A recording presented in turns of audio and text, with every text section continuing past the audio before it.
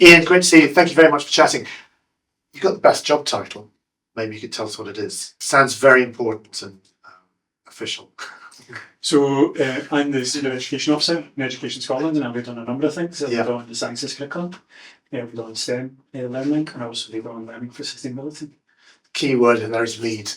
Lead. I don't do all the work, but a big part of our role in Education Scotland is to look at data, look at research from across the world, and use that data and knowledge to try and support schools in Scotland, to support practitioners, to support local authorities. So PISA data would be having that data. I'm surprised I didn't know more about PISA, and I've come here today to sort of learn about it. I've learned so much, and I realised just how extraordinarily valuable this data is. I'm just interested in, from where you are, how you would use this data in your day job. Like, what do you then do with it? So the data is used in a number of ways. Obviously, Education Scotland is a Scottish Government agency, so we're working really closely with our policy colleagues in the core Scottish Government. And so PISA data and other data like it would be used to inform ministers, to inform big decisions about policy, for instance. For instance, over the last seven or so years, we've had a STEM strategy in Scotland, and so PISA data is really important to inform that. And also, for instance, to give you some practical examples from PISA data, we can see that we've got maybe an issue around confidence, particularly around self-efficacy compared to learners in other countries.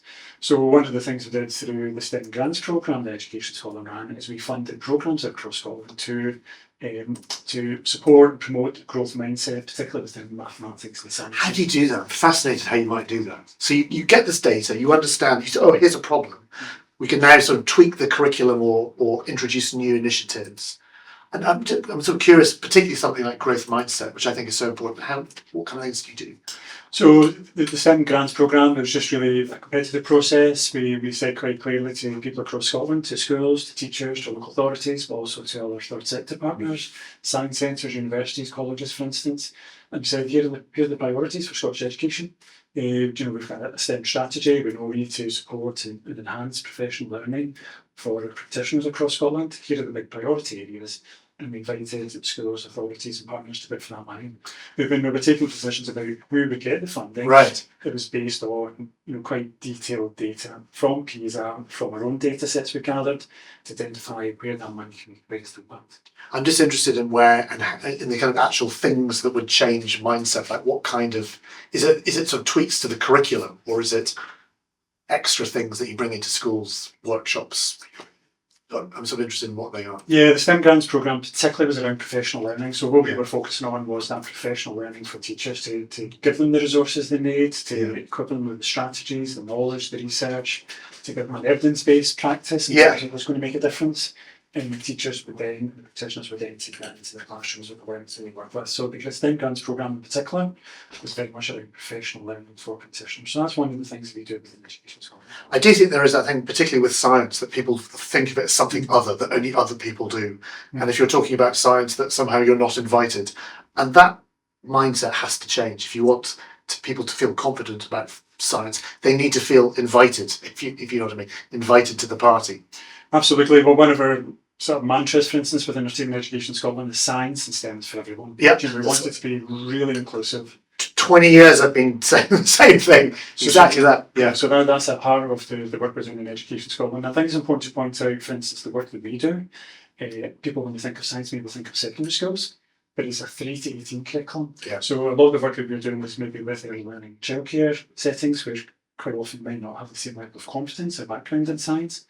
Similarly, at primary school level, additional support needs settings, secondary schools, but also in community learning development settings, because we need to be engaging with our communities and our families and our parents and our carers as well. So the work that we're doing and the data we use helps to inform all of that, and we need to try and address those, target the support and the resources.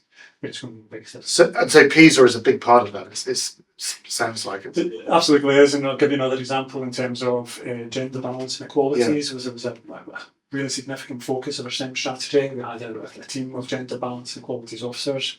Again, a lot of the PISA data was really interesting in terms of gender, in terms of self-efficacy and confidence levels, what the data was showing us. So our gender balance team would very much be using that data as part of their professional learning, resourcing programmes to try and raise awareness and put strategies in place around that as well. In terms of the international flavour of PISA, do you find yourself looking at what other countries do and sort of borrowing or taking ideas from here, there, and everywhere? Does the PISA data give you that opportunity? Absolutely. So that's one of the real strengths of the PISA data. So just now we're in a really exciting period in Scottish education. We're going through a curriculum improvement cycle. So, subjects like sciences, mathematics, health and wellbeing, and English, they're some of the first subjects that go through this process of change. So, we're really interested about the PISA data. Part of what we want to do is look at other countries around the world to see different approaches, different ways of doing things, who's got effective practice that we can learn from as we make these changes, and what we can do better. We don't claim to have all the answers. And similarly, we know circumstances where other countries are looking at Scotland. Well, I was going to ask, what do you think that Scotland has to offer? Do you have things that you're particularly proud of, or you think are particularly good that Scotland does that other countries can learn from? So that's an interesting one, because I said my remit is for science, STEM and learning for sustainability. So actually in 2018, the innovative domain for PISA was looking at global competence, which is very similar to our concept in Scotland of learning for sustainability.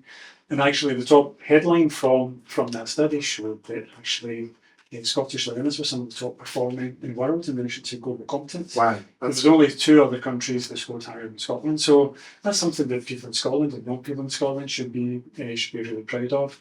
And I think one of the things we're really excited by PISA 2025 with focus on science, there's also going to be a really strong focus on the environment, which is something that's a strong feature of our curriculum. And also, following the United Nations climate conference, COP29, that took place last year, there's plans afoot to make sure that climate change, climate literacy, and how young people understand climate change is going to be an embedded feature of the PISA service going forward, so countries around the world can track young people in terms of their views and perceptions of climate change, and that's going to be really, really important. But also science, in terms of careers as well, there's so much exciting stuff going on in Scotland in terms of science, particularly in the space industry where I focus quite a lot of attention. There's so much going on. So all of this, particularly that confidence where young people can go, actually, there is a place for me working in science in Scotland, in the space industry, which is exciting. This has got to be good stuff. Yeah, it's a really exciting time for Scotland. You mentioned the space industry. I think the statistics are it's going to grow 5-fold in the next 5 years or so. Similarly, there's a massive investment in getting jobs in Scotland. So within a space of 2 to 3 years, I think there's going to be something like £90 billion invested in the shift to the green economy. We've got the construction industry, photonics, advanced manufacturing. So it's a really, really exciting time. And we really need our young people to be excited and inspired by those opportunities. And we need to make sure that we're getting that support right at school level. And I think one of the really positive things I've taken from the PISA data was in 2015, which was the last time that PISA focused on science. It showed really clearly that young people recognise and appreciate the importance of science to their lives and their future career prospects. But since that time, we've invested a lot, for instance, in developing a young workforce programme, looking at pathways and careers and apprenticeship opportunities. We've had a STEM strategy as well. So, one of the real benefits of PISA is we can look at this data in a sort of longitudinal way. And, every 5 or 10 years and say, actually, from these big investments, we also invested a lot of money, for instance, through the RAISE programme, the Raising Aspirations Science Education programme, which focused on primary science. So particularly when we get to PISA, but also the TIMS survey, which surveys primary school learners. I think we're really interested to see if that investment and all of that work really starts to pay dividends. So from all of these different angles, PISA data is really useful.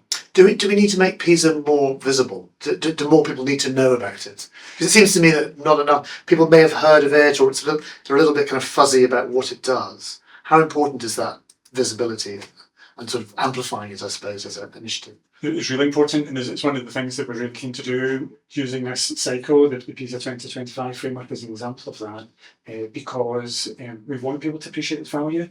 I think some of us may be familiar with the headlines that come out, and obviously there's a declining trend in some regards in terms of our PISA score, but we really want to address that, but it doesn't always tell the full story. Well, that's it. You kind of look at the headlines. You tend to kind of look for your country, or where's Scotland in the kind of league table, and go, well, that might not look good, or that looks good. But that, like you say, it doesn't tell the full story. How can we get people to drill down into it a little bit more and actually understand there's more to it than just a league table? Yeah, and I think that's one of the things we're really keen to do this year is tell that story. Just unlock some of the nuance and the interesting aspects of PISA to help people understand the different ways that it's being used. So that's a journey for us. But I think particularly we've got PISA this year, where we've got the PIRLS survey, the International Survey for Literacy.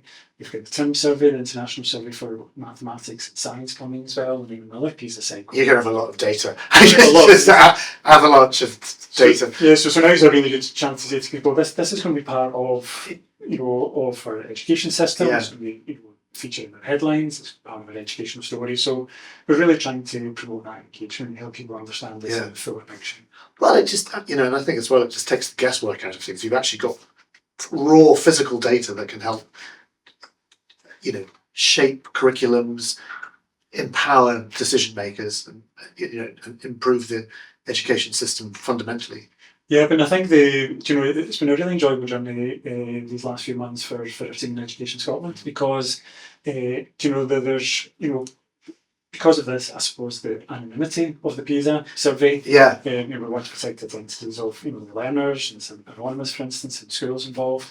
So in some ways, the government agencies don't necessarily see what happens at school level, and we don't get to see the questions necessarily. We don't get to see the marking scheme.